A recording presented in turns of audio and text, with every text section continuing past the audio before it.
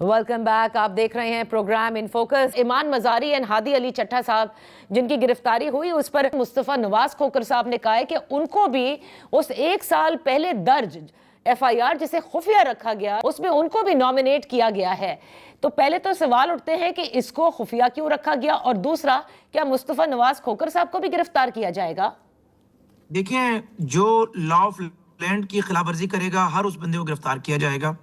ईमान मजारी और जो उनके शौहर हैं हादी अली चट्टा, उनकी सज़ा पे मुझे बड़ा सख्त एतराज़ ये है कि जिस तरीके से ट्विटर का, फेसबुक का मिसयूज़ पाकिस्तान में 100 में से 80% लोग करते हैं, डिफेम करते हैं, जिस मर्जी को गाली दे दें, और हम जो है उसको कभी आप भी इवन के बर्दाश्त कर जाती हैं, और अगर उसे पीका एक्ट के तहत कंप्लेंट करें तो उल्टा उसी बंदे की बैक बैशिंग स्टार्ट हो जाती है और ट्रायल कोर्ट्स अरसा लगा देती हैं एक फैसला करने में। मैं समझता हूं कि जिस तरीके से ईमान मजारी ने जो ट्वीट किया वो बिल्कुल, मैं समझता हूं कि काबिल दस्तअंदाजी जुर्म था, लेकिन जिस तरीके से उन्हें सजा हुई, काश कि अब बाकी अदालतें भी पीका एक्ट को देखते हुए जायज तरीके से आपका कोई डिफेम करे, कोई आपके खिलाफ गलत ट्वीट करे, इवन कि वो एक वजीर ही क्यों ना हो, कम से कम ये सिलसिला मैं समझता हूँ रुकना चाहिए। पाकिस्तान में अगर ये सजाएं आप देना शुरू नहीं करेंगे, यकीन करें किसी बंदे की, किसी माँ बहन बेटी की, किसी शरीफ आदमी की इज्जत महफूज ही नहीं रहेगी। अब बात ये कि वो FIR खुफिया,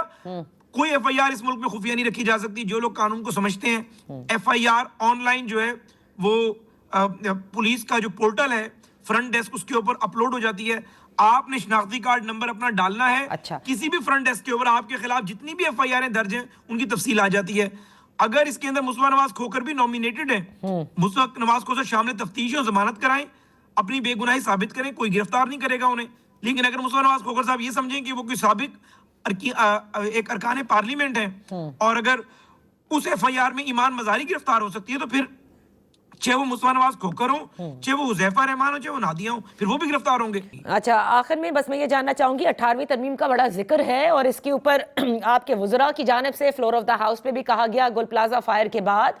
मैं सिर्फ आपसे ये जानना चाहती हूँ, क्या वफाकी हुकूमत 18वीं तरमीम तब्दील करने को है? क्योंकि आपके हवाले से एक बयान आ रहा था कि जो टॉप लीडरशिप है पाकिस्तान पीपल्स पार्टी की, उन्होंने अग्री किया है कि जो 18वीं तरमीम में जहां जहां आप चाहते हैं कि रद्द-ओ-बदल हो, वो उसे अग्री कर चुके हैं।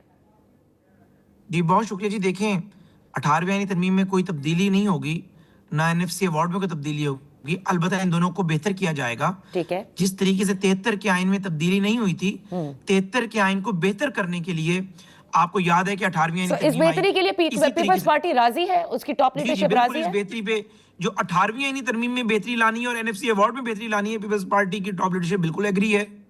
बाकी बहुत सारी चीजें हैं जिनमें हम चाहते हैं कि 28वीं तरमीम अगर लानी है तो सारे पहलुओं को कवर कर लिया जाए। लोकल बॉडीज हैं, बाकी चीजें उन पर डिबेट होना बाकी है, लेकिन NFC में किस तरीके से मरकज को मजबूत करना है और सूबों का हकूक भी मुतासिर ना हो, नंबर 1। और 18 अमेंडमेंट में जो जो वजारतें सूबों को गई, उनमें से कारकर्दगी बेस में देख लिया जाए और सारे सूबों से कंसेंसस लेकर उनको अगर मजीद बेहतर कर लिया जाए तो उसमें पीपल्स पार्टी की लीडरशिप को कोई इख्तलाफ नहीं है। बहुत बहुत शुक्रिया हुज़ैफा रहमान साहब for being with us on the. यहाँ वक्त हुआ है एक ब्रेक का।